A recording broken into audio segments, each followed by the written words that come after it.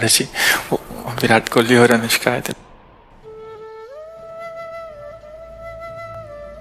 विराज बैठ, प्रसन्न हो? जी अभी ठीक। हाँ, नहीं, ठीक ही रहना चाहिए।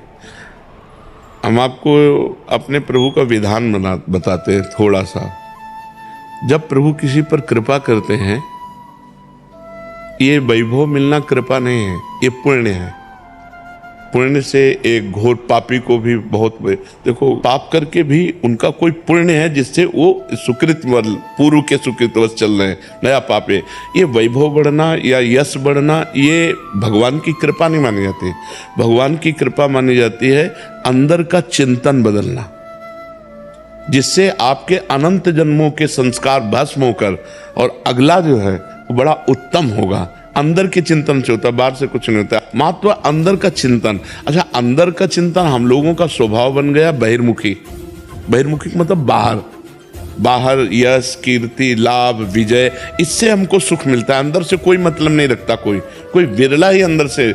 अब क्या होता है, भगवान जब कृपा करते हैं तो संत समागम देते हैं, फिर दूसरी जब कृपा होती तो विपरीतता देते हैं, और फिर अंदर से एक रास्ता देते हैं, ये मेरा रास्ता है, ये परम शांति का रास्ता है, ये शांति का रास्ता नहीं। भगवान वो रास्ता देते और जीव को अपने पास बुला लेते हैं। बिना प्रतिकूलता के संसार का राग नष्ट नहीं होता। किसी को भी वैराग्य होता है तो संसार की प्रतिकूलता देखकर वैराग्य होता है। सब कुछ हमारे अनुकूल है तो हम आनंदित होकर उसका भोग करते हैं। जब हमारे ऊपर प्रतिकूलता आती है तब ठेस पहुंचती है कि इतना झूठा संसार, तो अंदर से भगवान रास्ता देते हैं, ये सही है। भगवान बिना प्रतिकूलता के इस संसार को छुड़ाने का कोई भी औषधि नहीं रखी। आज तक जितने बड़े महापुरुष हुए हैं, जिनका जीवन बदला है, उनको प्रतिकूलता का दर्शन करके बदला है।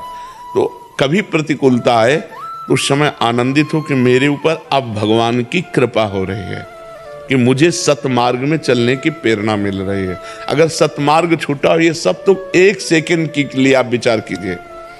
अब अपना सुधार कर लो, अपने जीवन को सत्य में ले आओ, तो अगला जो होगा वो बहुत जोर का होगा। चाहे जन्म हो तो श्रीवान, कुलवान, धनवान, वैभव संपन्न ऐसे, और भक्ति की अनुकूलता, भक्ति की अनुकूलता।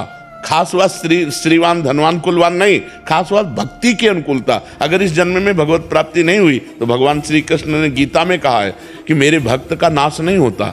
मैं कुलवान, धनवान, श्रीवानों के कुल में जन्म देता हूँ और फिर पुनः भक्ति का माहौल देता हूँ, और पूर्व का जो भजन छूटा हुआ हो वहीं से उसको। अब बिल्कुल ऐसे ही रहो जैसे रह रहे हो, बिल्कुल संसारिक बन करके रहो, लेकिन अंदर का चिंतन आपका बदल जाए। अंदर के चिंतन में आपकी यश की भावना न रह जाए, अंदर के चिंतन में आपको धन बढ़ाने की भावना न रह जाए। अंदर का चिंतन हो जाए, प्रभु बहुत जन्म व्यतीत हो गए, अब एक बार आपसे मिलना चाहते हो, एक बार आपसे मिलना चाहते हैं प्रभु, मुझे आप चाहिए, अब संसार नहीं, तो बात बन जाएगी, तो बात बन जाएगी। तो इसलिए आनंद पूर्वक भगवान का नाम जप करो, बिल्कुल चिंता मत करो। बाबा, क्या नाम जप से हो जाएगा पूरा? ये हम अपने जीवन का अनुभव बताते हैं। सांख्य योग और अष्टांग योग और कर्म योग और भक्ति योग, चारों योगों में प्रवेश रहा है।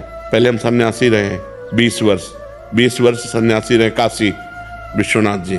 तो हम सांख्य योग, अष्टांग योग, जो अष्टांग योग है ना, अष्टांग योग, कर्म योग, इन तीनों को अच्छी प्रकार जान करके और फिर भक्ति योग में आए हैं। स्वयं भगवान शंकर से बढ़कर कोई ज्ञानी तो नहीं ना, सनकादि से बढ़कर कोई ज्ञानी नहीं। वो हरिशरणम सनकादि हर समय जपते रहते हैं। भगवान शिव राम राम राम राम राम राम जपते रहते हैं। हम वृंदावनवासी प्रिया प्रीतम के उपासी, तो जो राम में राह है वही राह है, जो धा है ये रस देने वाली वस्तु है। तो हम राधा राधा राधा राधा, मतलब आप ये समझो कि हमारी इतनी तार्किक बुद्धि रही, हमारी श्रद्धालु बुद्धि नहीं रही। सन्यासी की जो बुद्धि होती है वो तर्क प्रधान होती, कसौटी पर कसने पर।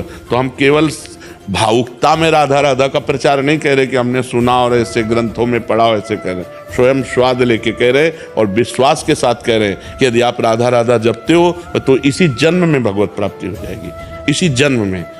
जैसे किसी से कहा जाए कि तुम सत्य बोलो, मंदिर में चढ़ के बोलो, तो हम मंदिर में नहीं, हम वृंदावन में बैठे हैं। करोड़ों मंदिर इसकी समानता नहीं कर सकते, भगवान का परम धाम है। अगर राधा राधा नाम चल रहा है तो इसी जन्म में भगवत प्राप्ति हो जाएगी। हमारी आखिरी श्वास यदि राधा, तो मुझे श्री जी की प्राप्ति, भगवान की प्राप्ति हो जाएगी। इसमें कोई संशय नहीं और किसी साधनों की कोई आवश्यकता नहीं। आप केवल अंदर ही अंदर चलाइए और लिखिए। देखो, हम जो कह रहे हैं उसको समझो। बहुत अधिक नाम जपने की हमें चेष्टा नहीं करनी, कम संख्या हो लेकिन मन लगा करके हो। जैसे हम, अब देखो, आप लिखो राधा, अपने दिमाग में लिखो, खुले नेत्र लिखो या बाहर देखो, दिखाई दे रहा है राधा लिखा हुआ, वही कान में सुनो राधा, वही अंदर उठाओ राधा। ये तीनों का एकाकार हो जाए तो ये करोड़ों नाम जप के बराबर है। देखो, राधा राधा राधा चल रहा है, नेत्रों से हम उसे देख रहे हैं, कानों से उसे सुन रहे हैं। आप देखना कि अगर मन भगेगा तो आप लिख नहीं पाओगे राधा नाम, अगर लिख रहे हो तो मन भगेगा नहीं।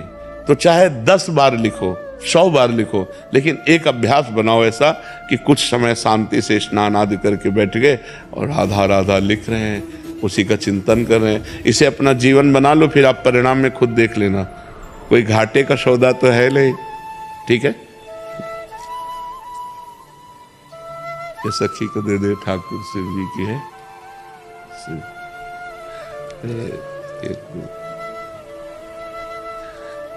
खूब आनंदित रहो, नाम जप करते रहो।